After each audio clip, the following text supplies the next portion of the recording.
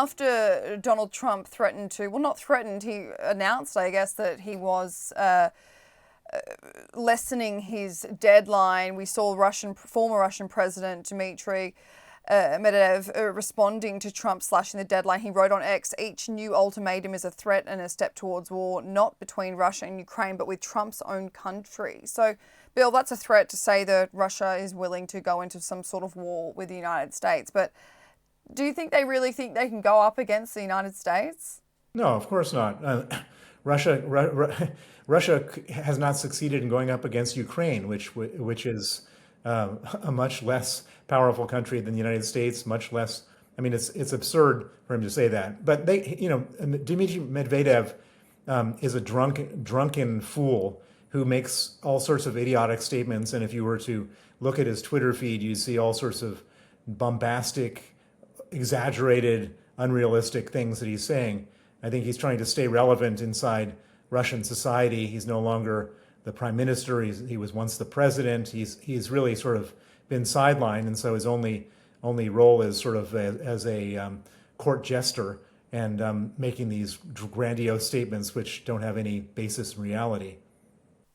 It's also being revealed in the last week, Bill, that a US defense company will provide 33,000 AI guidance kits for Ukrainian drones, paid for by the Pentagon in a $50 million contract. These kits are supposedly manually piloted drones to track anonymously and then hit targets of up to a kilometre. So they basically hone in on a target within a kilometre radius to strike. And this coupled with the fact, Bill, that a silent pro-Ukrainian hacking group managed to cause Russia's national airline to cancel dozens of flights this week after a cyber attack caused the company's computer systems to fail. So we've got pro-Ukrainian groups coming out of the woodwork. So on and off the battlefield, it would seem, Bill, that Ukraine has been gathering more support day by day in the last week or so. Well, it's so on the drones, Ukraine is really revolutionizing the use of drones in warfare. I mean, it used to be that you needed tanks and lots of men to win a war, and Ukraine didn't have a lot of tanks and didn't have a lot of men, but they developed the use of drones, and so they started using drones which were terrorizing Russian soldiers, and then the Russians figured out that they could use various types of jamming equipment so that the drones couldn't be operated.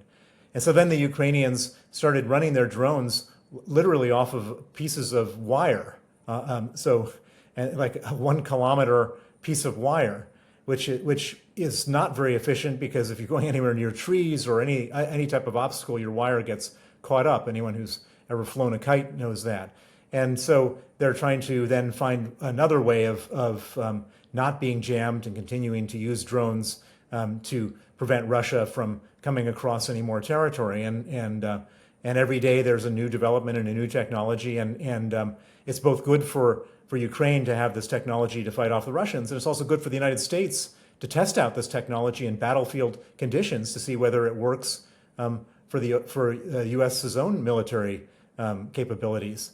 And then on the hacking side, again, this is a country that has incredible computer and technology skills, and the fact that they've basically downed the entire Aeroflot system is something which maybe doesn't have huge military significance, but it has huge public significance, because most Russian people don't feel like the war has affected them.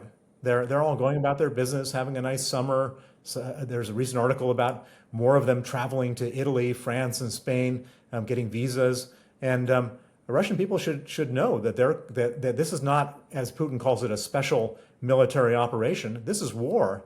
His country is at war, and you kill Ukrainians, and you should expect that there will be costs to Russia. And putting people at an inconvenience traveling is certainly not consistent with people dying in Kiev in their apartments. But every Russian should know that there's a war going on, and this is not a costless war. It's going to affect everybody. And certainly by trapping everybody in their summer travel is one way of making that statement. Bill, on that note, over the weekend, Vladimir Putin, he cancelled his naval parade. It was meant to take place on Sunday. It's an event to show off Russia's warships. The Kremlin said it was cancelled due to security concerns, and this, of course, comes off the back of Ukraine's recent drone attacks in St Petersburg and the fact that Ukraine has destroyed 1/3 of Russia's combat fleets. Now, the Ukrainian Center for Countering Disinformation first announced the cancellation online, and they said that the Kremlin can no longer pretend that the war doesn't affect Russia's home front. So exactly what you're saying.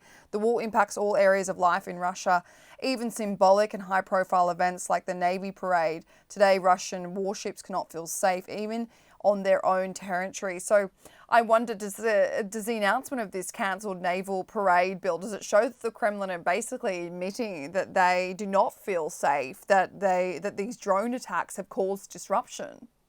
Well, it's I'm not watching the Russian news on a hour-to-hour basis to know how they're spinning it, but I'm sure they're coming up with a spin that doesn't make it seem like this was some humiliation, because they can spin everything however they want, and there's no counterspin because they control the television, newspapers, radio, etc. But can you imagine what it would be like if they had some grand naval parade and a drone sunk a ship in the middle of that parade? How humiliating that would be for Putin. And so for him, it's better to be mildly humiliated and having to spin it on television to say we canceled the thing than to have a visual catastrophe take place in front of everyone's eyes. Just finally, Bill, we've obviously seen this change of tune from Trump shifting back to supporting Ukraine and shifting back to supporting NATO and being in NATO's boat.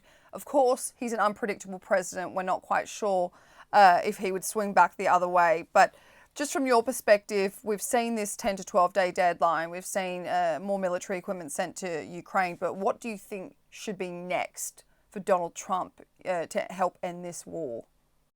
Well, I think that supplying weapons, and as we've seen, the U.S. government supplied weapons paid for by the Europeans, defensive weapons, Patriot missile batteries.